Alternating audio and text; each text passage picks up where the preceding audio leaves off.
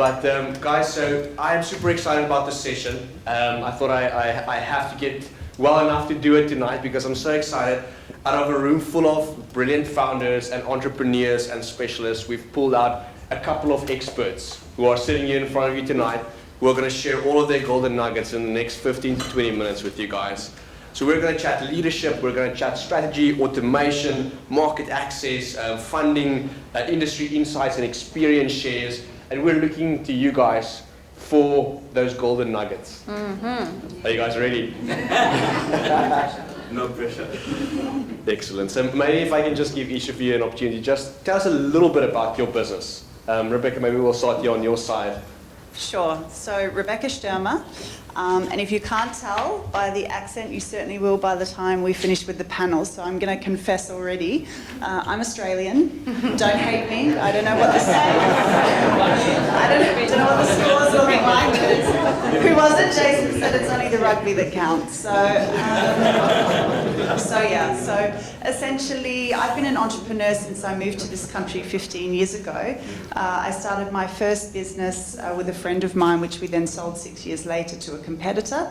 And from there, my husband needed my particular skill set in his business, which is KRDM Innovative Homeware. And so we promptly went from life partners to also business partners as well. And so, yeah, that has its ups and downs. You can catch me in the break on that one. But yeah, so the business is essentially an import wholesale business of kitchen and homeware goods. So we sell to people like Yuppie Chef, At Home, Take A Lot, those kinds of businesses. We source the best, the prettiest, the most innovative products from all over the world, and we bring them in and share them with the South African market and the neighbouring countries. Very good. Speak to me later, Alan. Thank you. And aside from that, I have a passion for just bringing people forward, so individuals, teams, businesses. So I am also a coach. I call myself a truth serum coach. Again, there's a reason for that. Maybe we won't go into it now. So yeah, I do a lot of coaching, personal business and teams, and facilitation around that as well. But always to just have that positive impact and move people forward faster than they would on their own. Can we give our first expert a clap, please? Sipu. Hi guys, how are you? Great. So I'm Sipo. Where do I start? For my sins, I actually started off as a banker. But yeah, people deserve second chances, I think. So I think during that time, it was quite interesting. You're exposed to all sorts of very, very exciting, interesting businesses and businesses that span generations and stuff, and you're like, what really is the secret to this whole sustainability thing and all that stuff? And I think it was that kind of question was at the back of my mind. While being a banker, was also, running a few little, businesses, if you want to call them that. But the first time I went really fully into it, I got smacked bad. And it brought me down to earth. It said to me, wow, I've spent all this time, I've advised so many people, but actually this thing here is a different animal on its own. And that, I think, started a bit of a soul search. So what I do now, I essentially try and help founders not to experience what I experienced. I'm part of East Gate Investments, which is an investment house that is also a part of the Alan Gray sort of like legacy entities. I like to call them the legacy entities because Dr. Gray believed in active philanthropy. So, we essentially are there to use what he termed as responsible high impact entrepreneurship, leverage that and try and package that and help businesses through various stages in their life cycle. And yeah, I get to wake up and do this every day, and I think I'm much better in this role than maybe in what you do on the whole face. Can we give him a clap, guys?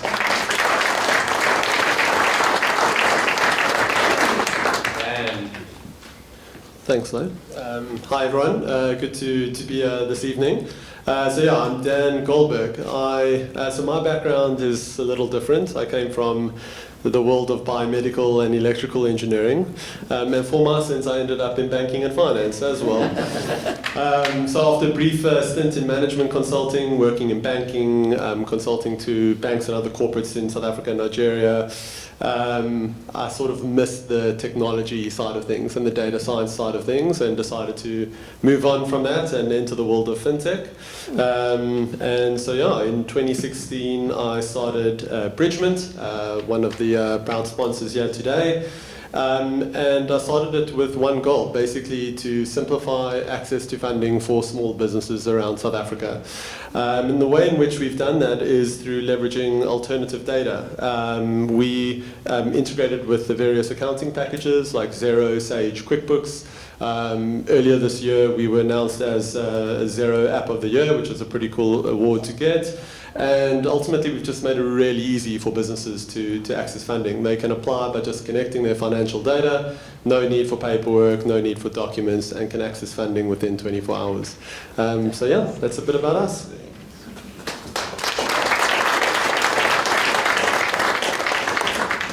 Okay, you guys see why we asked them to sit here in front. Yes. Guys, I want to start with leadership, and I thought we can try and make it a little bit more practical. So I'd love to hear from each of you guys, like, what is one thing from a leadership perspective that you do every week or every month to lead your organizations? Maybe we'll start on this end again. Sure. Thanks, Lo. I think for me, obviously, a part of what I do my role in the kitchen and homeware business is very much around HR and strategy. So it's around the people. I'm naturally drawn to that side of things. And then, of course, I have my coaching and facilitation. So people and business are two areas where it just excites me. So I would go more, for me, it's not necessarily a routine. It's kind of a way of life in terms of leadership. So you cannot walk this path alone. When you start as an entrepreneur, we get so excited that we can start working, 80 hours for ourselves instead of 40 hours for somebody else. But at some point you have to start building that team, right? And you need to develop those people, because your business can only grow as much as your people do. So for me, my leadership tool or trick or tip is coaching. So every opportunity where I can coach either a leader or an employee or whomever in our organization or with my clients, I take that opportunity. It takes time. It's not always possible. Sometimes you have to just be a bit more directive in terms of your leadership style, but wherever you can create a coaching moment, I do, because that grows the people that you then have in your business. Sure. Thank you. Thanks. Well, I think the word for me would be, I'll borrow from Fred and say it's community. It really, really is. So taking it back a little bit, I was working for a bank that you all might know.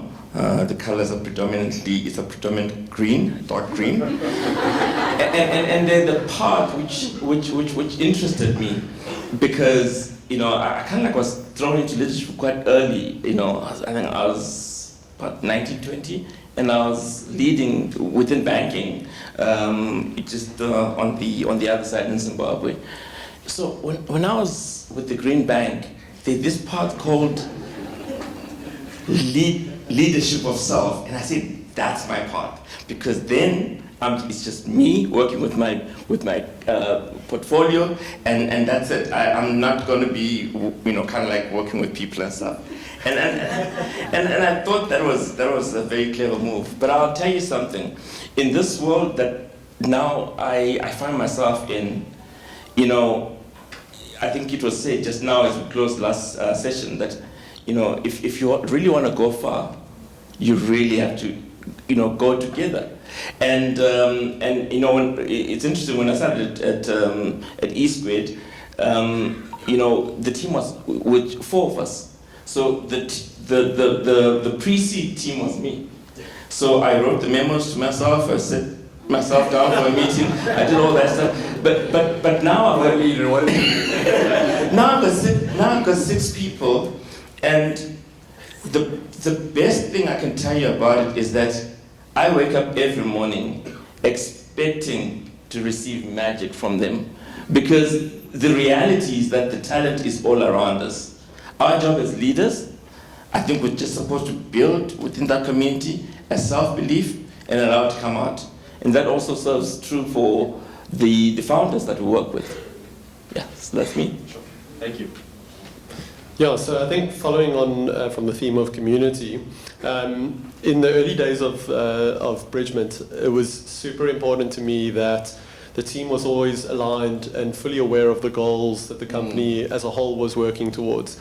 And we did many things. One of the things that I think we did quite well was just team stand-ups and making sure there was a lot of knowledge share across the company, across units or roles. There was a lot of transparency on, what sort of progress we had, what wins and maybe losses we might have had. And I think, even as we've grown, it eventually started becoming, too difficult to be having stand-ups every single day, too many people on the team and all of that.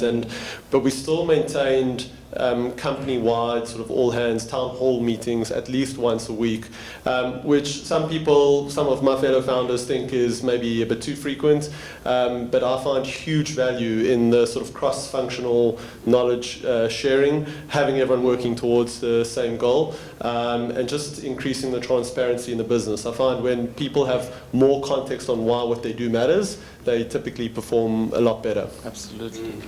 Thanks, Dan. Makes me think of that, the team that pulses faster, grows faster thing that's in scaling up, that communication, rhythm, and collaboration on a daily and weekly basis. Yeah, I think there's nothing like it.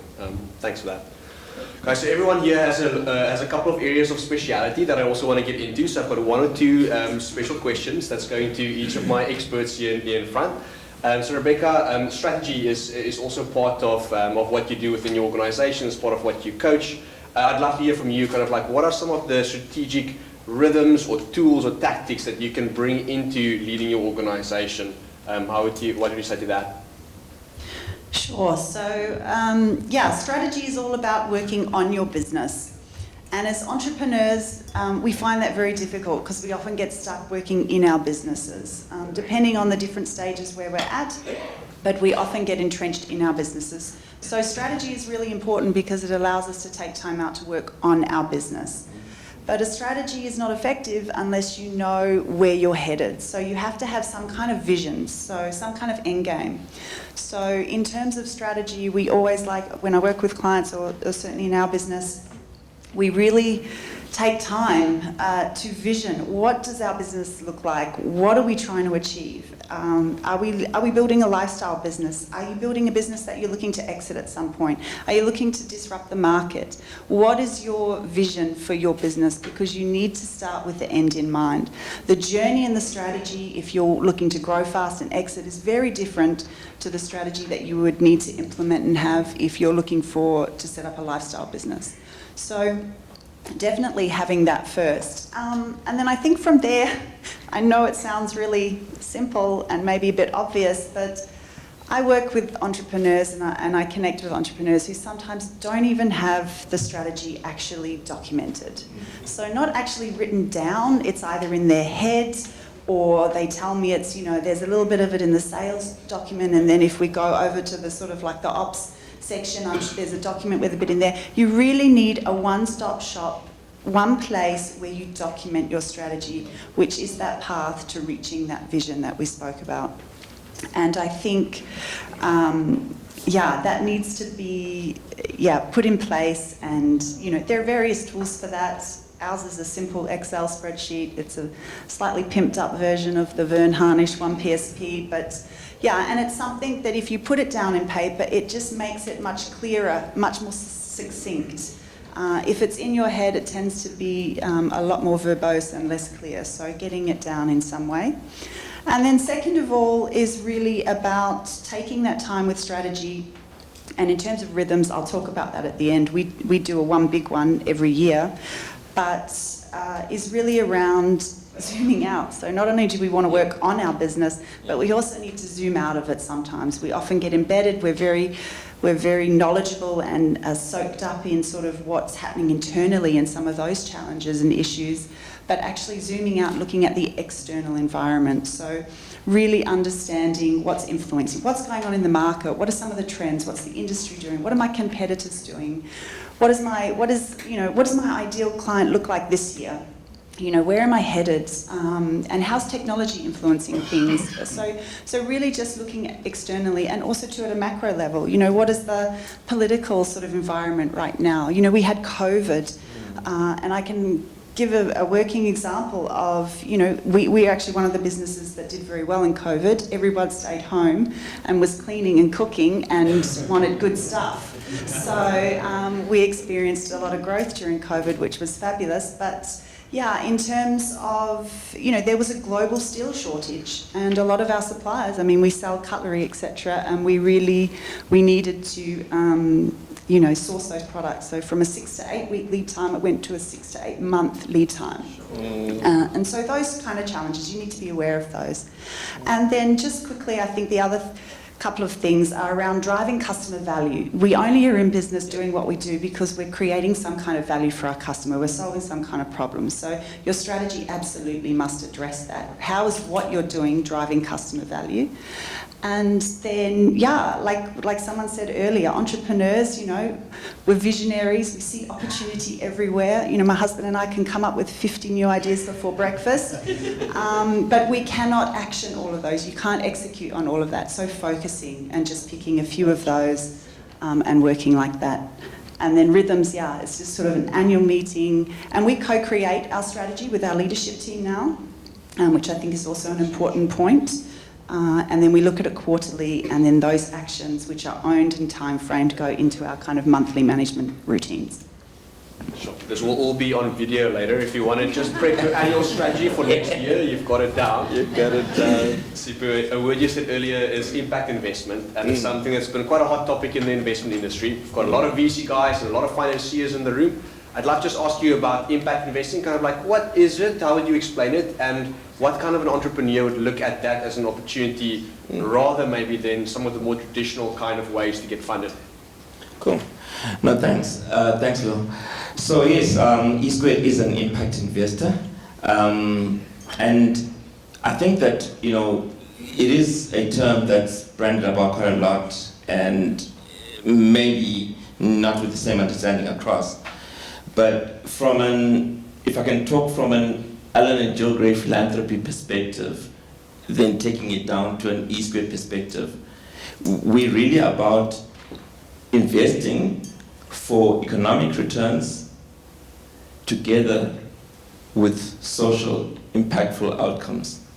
Now, what we've learned in all of that, I see we're almost out of time, is that you could be either a impact first, impact investor, or a returns first impact investor, or an impact only impact investor. And I think back to the thing about strategy. One of the things about strategy is about choice.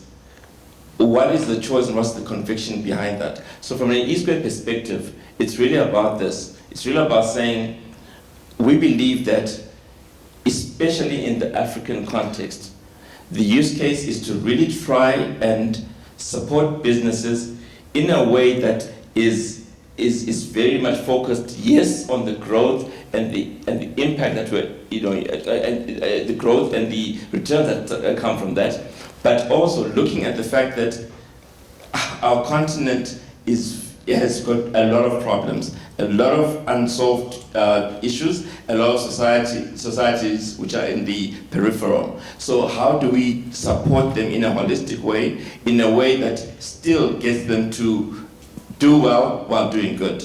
And really that's I think our way of doing things at eSquared. Thanks, Crystal. Appreciate it. Then I want to ask you about automation. You guys are really all like, it looks like from the outside, like you're all about creating a very sleek, smooth, automated organization? Like, what is the role of automation in your business as you see it? And what would you recommend everyone here thinks about in terms of automating process in their organizations? I mean, I'm glad it looks automated on the outside. We're 100% manual inside. Yeah, look, I think so. Being a finance company, there are a number of ways in which we automate things. I'll keep it super short because I can see we're running out of time here. But everything from sales and marketing automation, credit vetting, fraud screening, dispersing funds to clients, collecting them back, and also the whole sort of sales and business intelligence reporting is all fully automated, and that adds tremendous value to us and our team and how we scale, how we offer the best possible experience to our clients. I think just I've got maybe 10 seconds in terms of suggestions. When it comes to automation, I think a lot of founders want to automate everything. They have this idea that they can go kick back on the beach, everything will be automated, and that's great. That's the end goal. And I don't think that is the end goal. I think it was Paul Graham that said, build things that don't scale. Initially, in the earlier stages of a startup, founders have to do lots of things themselves, and they have to do them manually. It doesn't mean don't build a startup that isn't scalable, but it just means initially do things, even if it's manual and painful, and only try and automate those things when you've got sufficient volumes and it actually makes sense and there's a necessity to do that. And when it comes to prioritizing what to automate, it's always valuable thinking about them in terms of what's the complexity of automating a particular thing and what's the impact that it's going to have, almost like a 2x2 matrix, and use that to prioritize. We do that in our business every quarter. We have most of our management team members sitting in a long workshop, and we prioritize that way. I think it's a great way to work out what to spend time automating and what not. Sure, thank you. Guys, and with that, we are unfortunately out of time. I've got a couple of really good rapid fire questions here that we are going to have to space bank for our next round. But thank you very much to this awesome panel of experts for sharing some of your expertise and experiences with us here tonight. And yeah, we hope you guys have a fun break now after this. Maybe, I don't know, Christy, if you want to lead us out, please give our panel of experts a hand.